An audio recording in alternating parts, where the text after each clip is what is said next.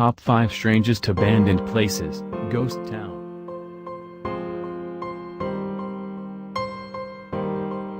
Silent testament to the grand lifestyle that the staff were accustomed to living in this remote, dry and windswept place.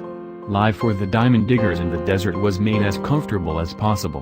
One has to consider as to how many homes in Europe and America had refrigeration facilities in those far-off years. Each house came equipped with a cooler cabinet for storing food.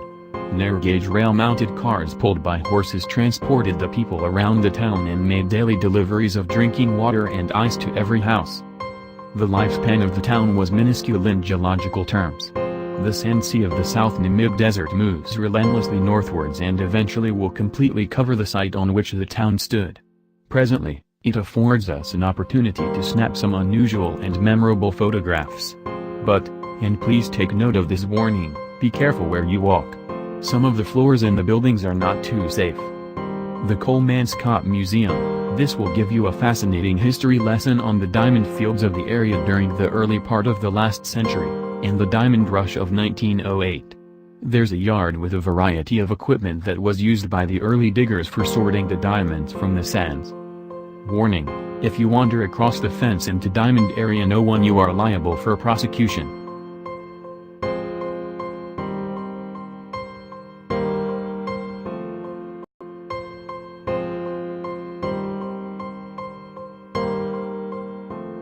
Ghost Towns. Two Guns, Arizona.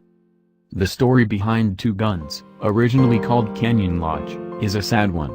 It all started in the 1920s, when the infamous Route 66 gained massive traffic from adventurous travelers. Many of these travelers stopped for supplies at Canyon Lodge, which was just a small trading post run by Earl and Louise Cundiff at the time.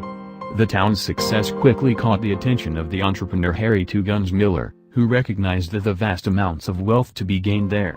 He convinced the Cundiffs to lease him the site for 10 years and renamed the town. Under Miller's command, the town was transformed into a full-blown tourist trap, complete with its own zoo and attractions. One of these so-called attractions was a nearby canyon, which was the site of a battle between the Apaches and the Navajos. Inside the canyon was a cave called the Apache Death Cave, which served as a tomb for 42 Apache men. Although the cave's backstory is fascinating in its own right, Miller decided that it wasn't intriguing enough for his tourists. He renamed it Mystery Cave, built fake ruins, sold the Apache skulls as souvenirs, and perhaps most egregiously, added a soda stand. The town soon fell victim to a major robbery, which made relations between Miller and the Cundiffs very tense, culminating in a heated argument during which Miller shot Earl Cundiff dead. Incredibly, Miller was acquitted at trial, but shortly thereafter, he was attacked twice by mountain lions and bitten by a Gila monster.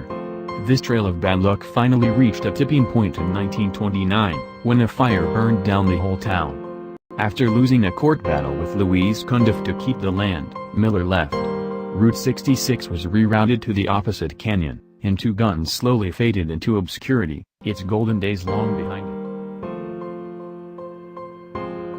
3. Ghost Town, Rush, Arkansas, USA.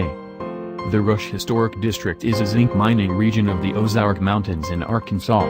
Now located within Buffalo National River, the district includes ruins dating from 1880 to 1940. The area was an important part of what became known as the North Arkansas Lead and Zinc District, and played a role in the development of railroads and modern infrastructure in the area. The buildings, structures, and ruins at Rush are the last visible remains of historic zinc mining activity in Arkansas. Of the other mining districts which once stretched across northern Arkansas, only limited debris now marks those sites. Rush is the only area left to retain not only the mines, but also buildings, structures, and ruins pertaining to mining and community life. The Rush Historic District exists today within the same environment and setting as it did during its periods of historic significance. Nearly as isolated today as it was historically, it has been little touched by time. The ghost town, mines, and waste piles visible on the bluffs immediately set the flavor of the district as an abandoned mountain mining community.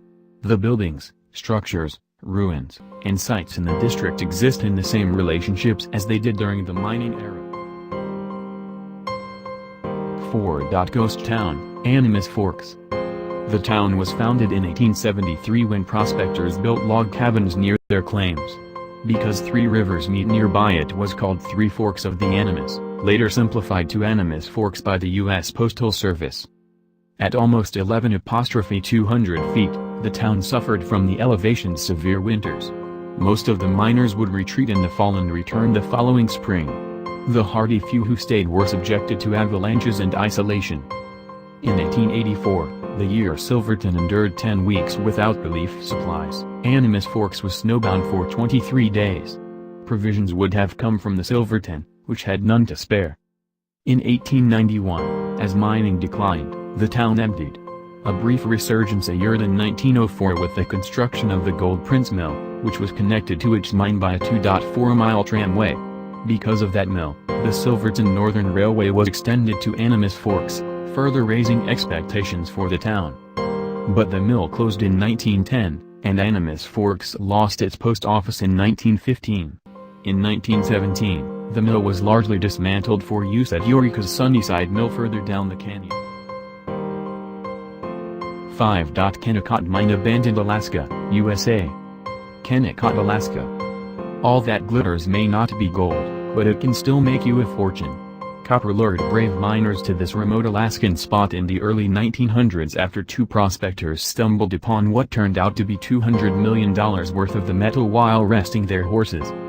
With the help of some famous financiers, namely J.P. Morgan and the Guggenheims, they formed the Kennecott Copper Corporation in 1903 and turned the place into a country club town, complete with tennis courts and an ice skating rink. By 1938, however, the copper grew scarce and the miners restless. Today, Kennecott sits in the heart of the massive Wrangell St. Elias National Park, and visitors can take tours of the original mills and old mines.